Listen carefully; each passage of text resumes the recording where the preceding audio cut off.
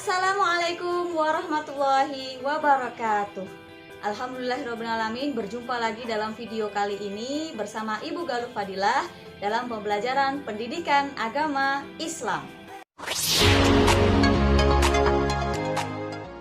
Materi kali ini melanjutkan materi yang kemarin, yaitu tentang tata cara kepengurusan jenazah. Ada 4, yaitu pertama adalah memandikan, selanjutnya yang akan kita pelajari hari ini yaitu mengkafani, selanjutnya menyolatkan, dan yang terakhir ada menguburkan. Kita pelajari sudah 1, nanti yang kedua insya Allah tentang mengkafani jenazah.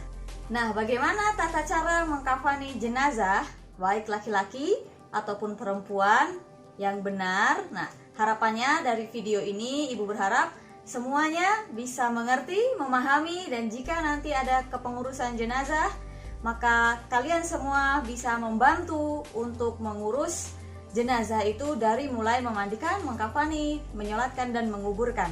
Tidak hanya sekedar menyolatkan saja, apalagi hanya sekedar duduk dan menghabiskan permen-permen yang ada di takziah. Tidak boleh ya.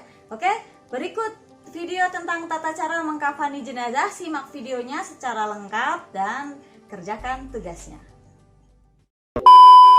Dalam mengkafani jenazah, sebaiknya jenazah diletakkan di tempat yang lebih tinggi. Sebenarnya tidak ada aturan paten, tetapi lebih baik di tempat yang lebih tinggi agar terjaga kesucian jenazah itu, karena si jenazah sudah dimandikan dengan baik, sudah diwudukan dengan suci. Maka lebih baik di tempat yang tinggi. Tapi jika tempat tidak memungkinkan, maka jenazah boleh dikafani di tempat di bawah, asalkan tempatnya bersih dan suci. Posisi jenazah sama seperti memandikan, yaitu kepala ada di sebelah utara dan kaki ada di sebelah selatan. Jadi sebelah kanan jenazah menghadap ke kiblat. Ukur panjang jenazah dengan dilebihkan sekitar 20 cm di atas kepala dan di atas kaki. Potong kain kafan menyesuaikan panjang jenazah. Untuk laki-laki kain kafan 3 lapis dan perempuan 5 lapis. Dan pada lapis itu 1 lembar digunakan untuk basahan yang menutup aurat vital jenazah. Mari kita potong kainnya sesuai dengan ukuran panjang jenazah. Untuk kain basahan laki-laki dari pusar sampai lutut, dan basahan perempuan dari leher sampai lutut. Mengukur kain kafan tidak membutuhkan ukuran yang pasti, cukup dikira-kira saja sebab kita memerlukan waktu yang cepat agar jenazah bisa segera dikuburkan. Langkah selanjutnya adalah mempersiapkan tali ukur sekitar 2-3 cm untuk tali yang mengikat jenazah. Fungsi tali adalah agar kain kafan ketika diangkat ke pemakaman dia tidak terlepas sehingga aurat jenazah tidak terlihat. Sebab hanya pakaian inilah yang melekat di tubuh jenazah. Siapkan 7 buah tali, 1 diletakkan di atas kepala, 1 diletakkan di leher, 1 diletakkan di lengan, dan di lengan ini biasanya disambung karena jenazah berbadan besar sehingga membutuhkan tali yang panjang. 1 diletakkan di pinggang, 1 diletakkan di lutut, 1 diletakkan di pergelangan kaki,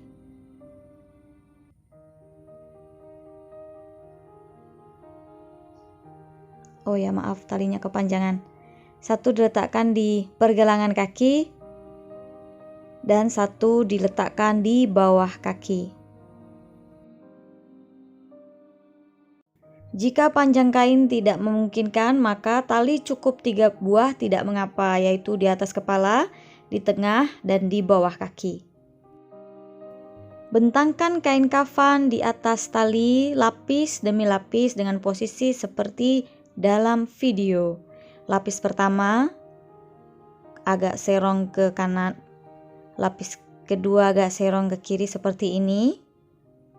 Jika jenazah besar bisa digeser lagi lapis yang keduanya. Kemudian basahan untuk menutup bagian vital dari jenazah. Letakkan jenazah di atas tatanan kain kafan dengan lembut dan perlahan, dengan tetap memperhatikan martabat dan kehormatan dari jenazah, yakni jangan sampai basahan yang menutup auratnya itu terbuka. Nah, ini tidak boleh, sebab itu sebagai tanda kehormatan bagi si jenazah. Cara menutupkan kainnya adalah dengan ditutupkan per lapis tanpa membuka bagian basahannya sehingga auratnya tidak terbuka. Seperti ini, ditelangkupkan pelan-pelan, kemudian bagian sebelahnya juga ditelangkupkan. Mohon maaf, saya menggunakan boneka seadanya. Kemudian bagian terluarnya ditelangkupkan, dan ini adalah jenazah laki-laki sehingga yang kain yang digunakan hanya 3 lapis saja. Kemudian bagian terakhir juga ditelangkupkan perlahan. Nah, seperti ini, sehingga semuanya tertutup dengan rapat. Selanjutnya, ikatkan tali satu persatu mulai dari atas kepala dengan kencang, tapi jangan dengan simpul mati, simpul hidup saja, sebab di pemakaman tali akan dibuka. Bagian leher dan bagian selanjutnya juga sama.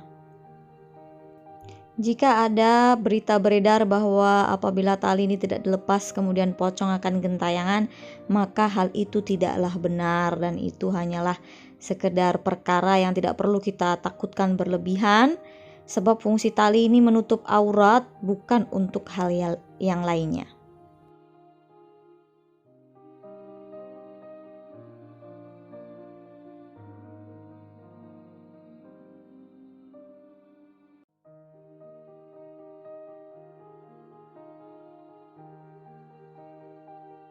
Setelah 5 lapis direntangkan termasuk basahan, kain untuk kerudung diletakkan di paling atas.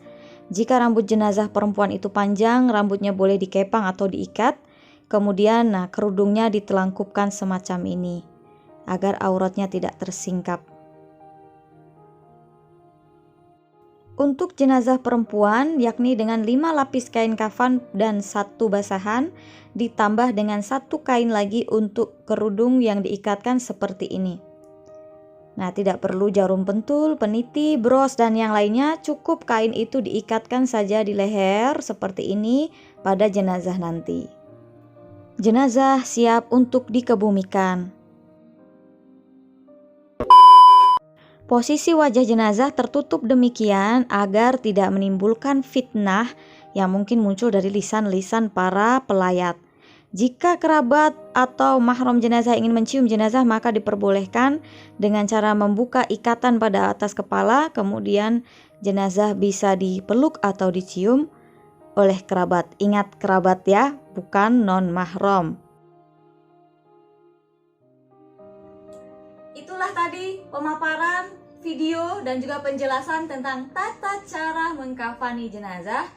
Semoga Allah Subhanahu wa taala memudahkan diri kita untuk memahami materi ini, dan nanti di masyarakat kita bisa menolong, membantu tetangga atau kerabat kita untuk bersama-sama mengurusi jenazah. Ingat, hukum mengurus jenazah adalah fardu kifayah untuk semua muslim, bukan hanya fardu kifayah hanya untuk bapak takmir saja, tapi untuk semua muslim. Jadi kita setidaknya harus mengerti tata caranya dengan baik dan benar.